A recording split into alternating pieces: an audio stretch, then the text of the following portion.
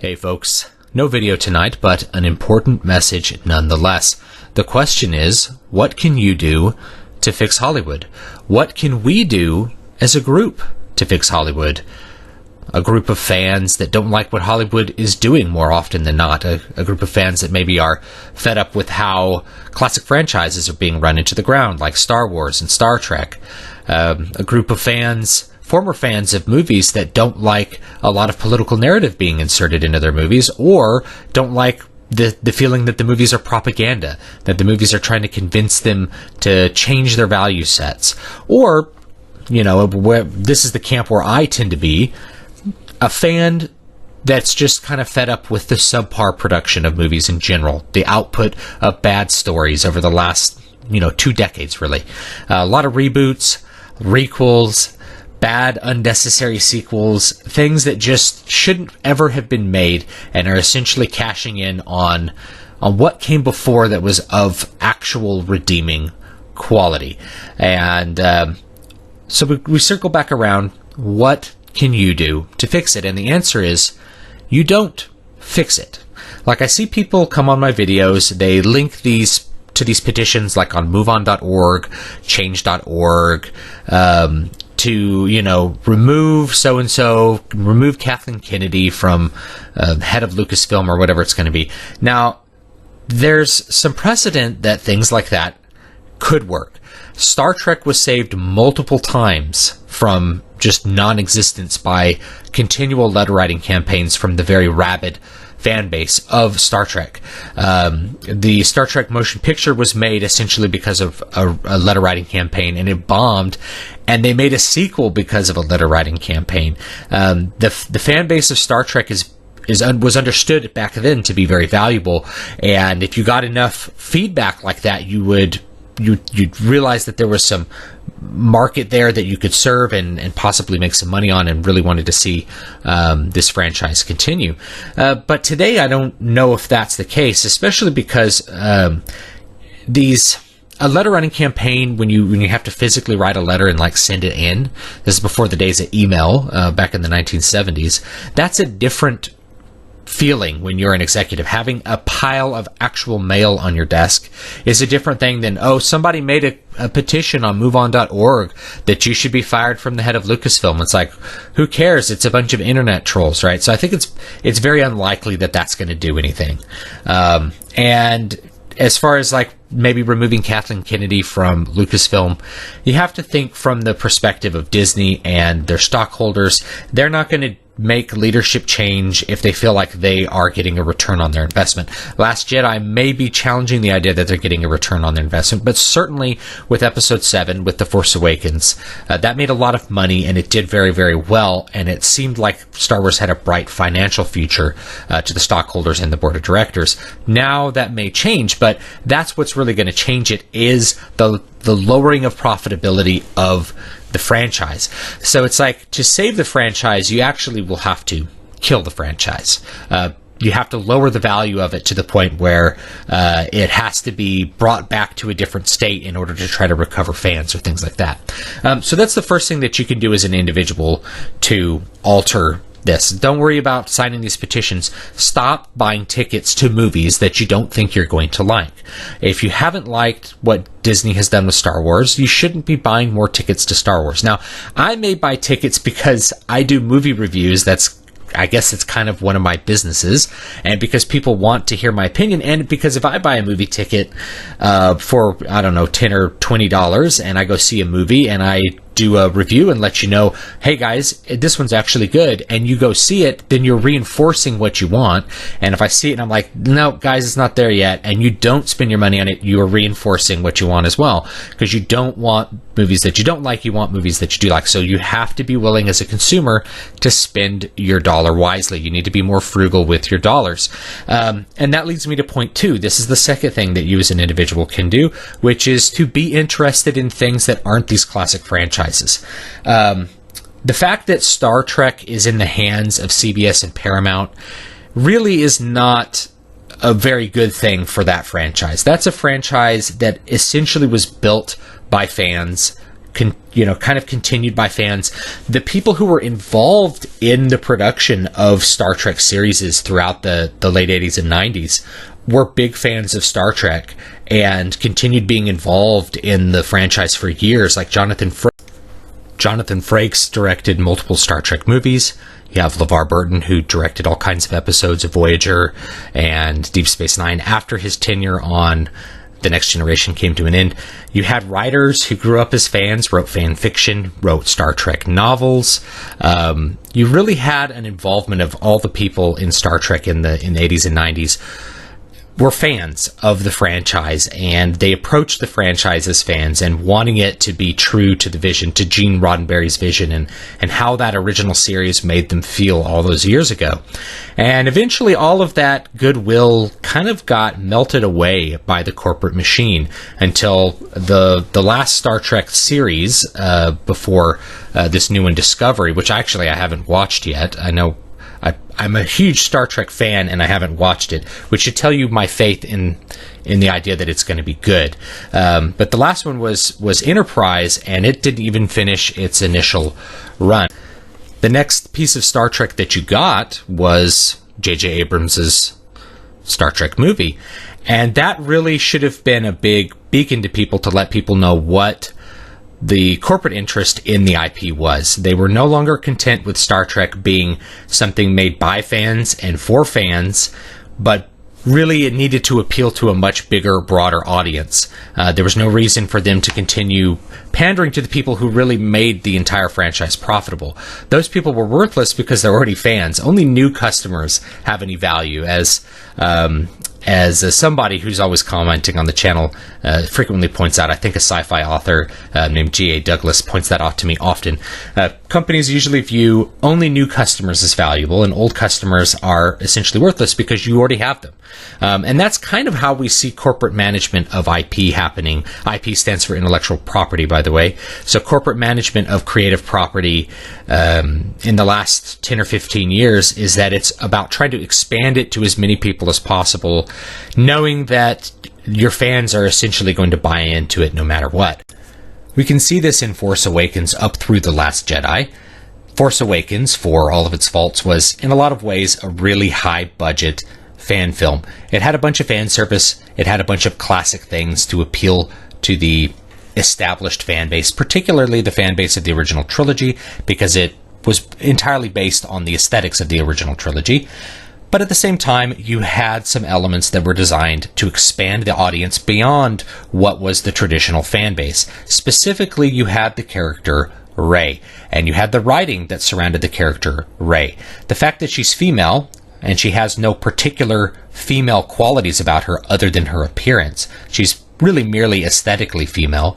The choice of that, I think, was to get more women interested in Star Wars.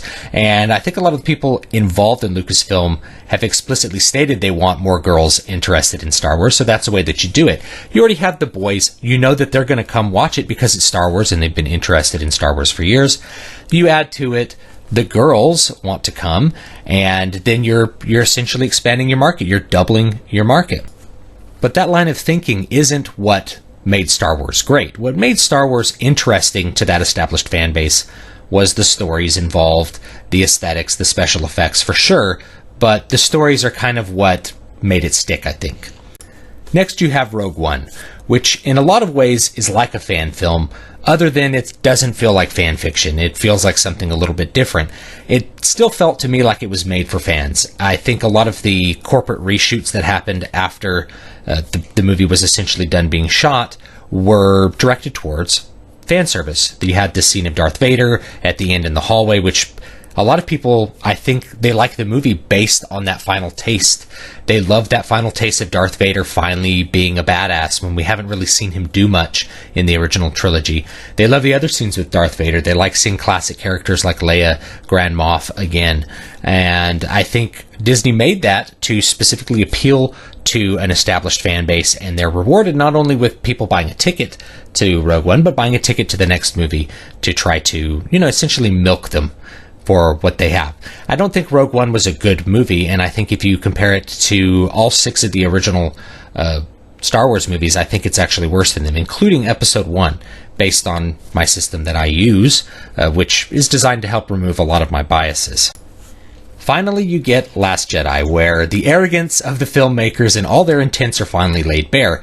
The assumption that fans are now fully involved in Disney Star Wars, you can guarantee that their butts are going to be in the seats. It's time to do something wild and see how many extra people you can capture. It's time to do what you really want to in terms of your creative direction, in terms of your message. And with The Last Jedi, you got a film that was deconstructionist of Star Wars, that made fun of Star Wars and its fans. Fans don't really want to be made fun of, but other people who know Star Wars fans may take an interest in that deconstruction. You also have a movie that some people pointed out to me as a reverse of the Bechdel test. The Bechdel test is this feminist question of, does a movie contain any scenes of without a man where the female characters are not also talking about a man? So in episode 9, and I don't know if this is true, I'd have to go watch it again, and maybe I will when it comes out on video. Every scene contains a woman, and any scene without a woman, the men are talking about a woman. It's a feminist approach. Now, that approach is very interesting in a sense, but in a $200 million movie that's part 8 in a franchise, I don't think it makes for a very good story or a very good movie when you subject all of your story writing standards to something specific like trying to invert the Bechdel test. Now, the fact that I get so many emails, so many messages, so many comments on videos asking me, how can Disney save Episode 9? Says to me that the assumption that fans are going to put their butts in the seats is still a good assumption to make. The fact that fans want Star Wars to be saved, they want Episode 9 to be good, and they're wondering how it can be achieved, says to me that Disney's correct. Once you take the value of that fan base, they're always going to come see the Star Wars movies, no matter how much you insult them at the movie, no matter how much you fail to deliver what they want out of the franchise. They're still going to put their butts in the seats because they're hoping somehow you're going to pull one out. All the while, you're continuing to change the franchise in a bunch of different ways to pull in as many extra people as you can along the way. Now, the big question at the end of that is it working? I don't think it's necessarily working because eventually, you kill the goose that lays the golden egg. If you alienate your fan base, you're going to find that the long-term profitability of Star Wars, all the value of Star Wars was in its fans, not in just random people showing up to a Star Wars event, which is what I think Disney wants to make it. They want to make Star Wars movies or things that come out every year and everybody goes and sees them because they're this big cinematic event. Of course they're a big cinematic event, but that's not where the value lies. The value always lied in Star Wars in the long tail. Those fans that they saw the movie in theaters multiple times, they bought it on video in multiple editions, they bought toys, they bought the books, they bought the comics, they bought all the stuff associated with Star Wars for years to produce the value that George Lucas ended up selling Lucasfilm and the Star Wars intellectual property for. So how do you save Episode 9? The answer is you can't and you don't. You can't because you're not writing the movie, you're not directing it, you're not producing it. I am not either. I can't save it. I could merely engage in a thought experiment on how it could be saved. But ultimately, I can't save it, and you probably don't want to save it. You don't save it. Because if you do save it, if it does turn out to be good, then that renews the fan base. And then you're just going to see the same cycle happen again. The point, just like with Star Trek, what you saw with the Star Trek movies is the transformation of this classic franchise into something that the corporate studio wanted it to be, rather than something that the creator wanted it to be, or something that the fans wanted it to be. And that's the point of Star Wars. It's to slowly transform it into something that Disney approves of, that Kathleen Kennedy approves of, not to fulfill fan desires. Ultimately, it's to try to change your desires. That if they do enough Star Wars that's in this style, they'll either transform your opinion of Star Wars and you'll continue liking Star Wars but in a different way, or they'll change the fan base. It'll be a different fan base. And you're going to see this cycle repeat over and over again, pretty much with anything that's owned by a corporation. Anytime a company and not a person owns a particular piece of intellectual property or creative property, I think you're going to see this cycle repeat again. Because you need creative people to create creative products. Like or hate George Lucas, Star Wars was his creative project, along with a couple of other important people like Gary Kurtz, like Ralph McQuarrie, right? And without those guys on board, the last creative person on board, I think, is John Williams. And that's not enough, right? We're missing the heart. We're missing that creative heart of what made the stories interesting.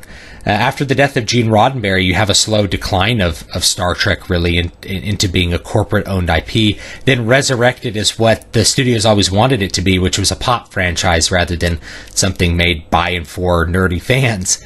And you're going to see this with Terminator movies, right? Like, they keep making Terminator movies. They're going to keep getting worse. Everyone's going to be like, the first two were good and the rest are bad.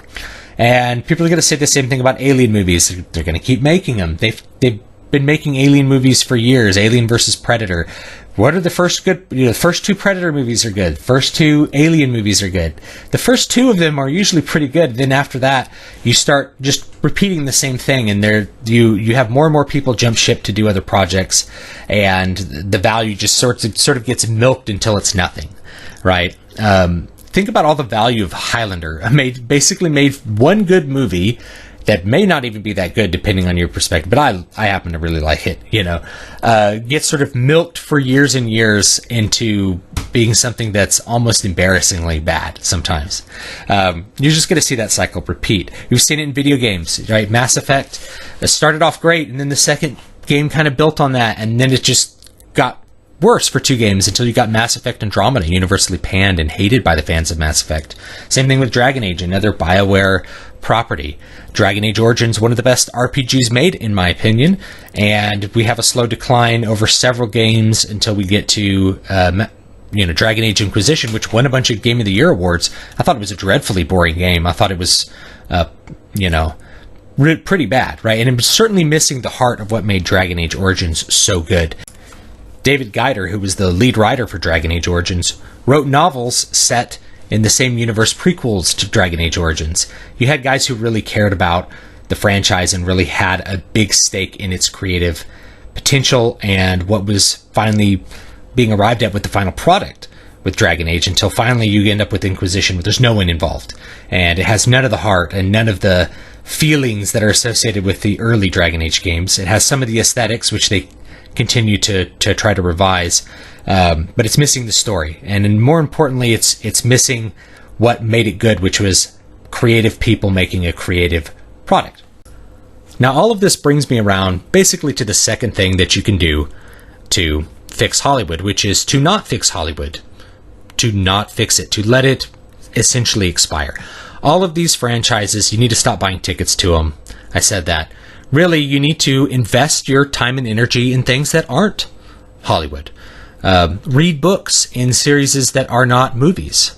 Buy role-playing games and things that aren't involved in Hollywood. Buy video games from independent publishers.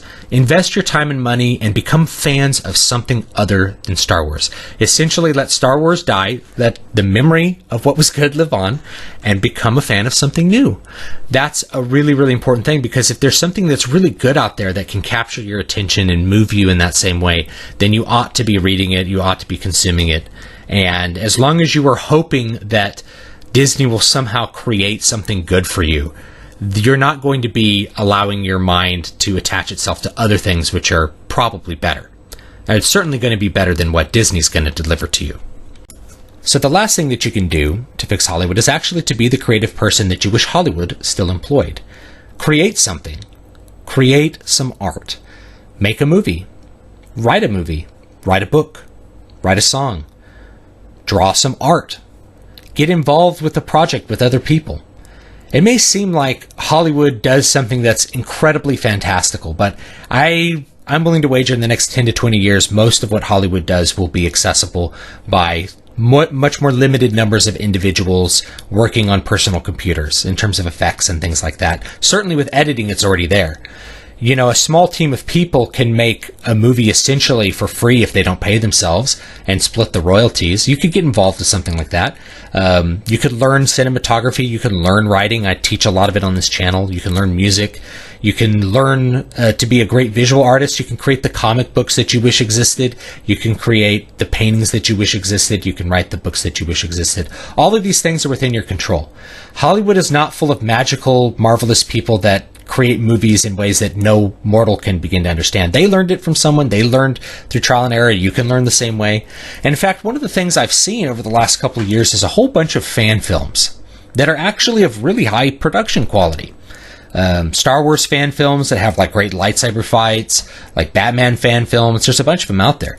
And I kept thinking when I looked at them, I'm like, imagine if these people turned their efforts towards their own ends. If they created something that's actually new and worthy rather than something that they can't make a dime on, that's meant to fulfill fans because the studios refuse to give fans what they want. Imagine if they did that, how much value they'd be able to create for other people. And so that's what I encourage you to do lastly, is if you have any kind of creative thoughts, work on them. See what you can create. See what you can do.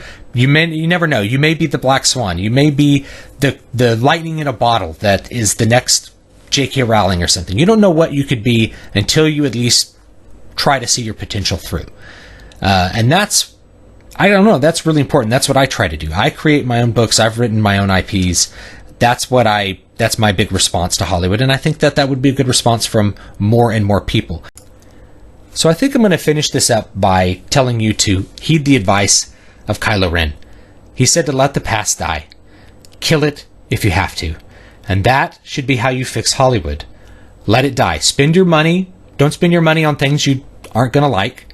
Spend your money on things you are going to like. That's going to let Hollywood die all by itself. And you're going to kill it when you create something better, when you create something that creates value for other people, that takes $1 away from Hollywood and puts it in the hands of an actual creator. Thanks so much for watching, or listening this time. Don't forget to like, comment, and subscribe. Of course, you can visit me at davidvstewart.com and dvspress.com and check out what I've got going on there. Got books and music, and I'm always appreciative of people reading my books and telling me what they think about them and encouraging me to do sequels that I hadn't thought of and all sorts of things like that. So I do appreciate it, and I hope you guys will join me next time. Have a great day.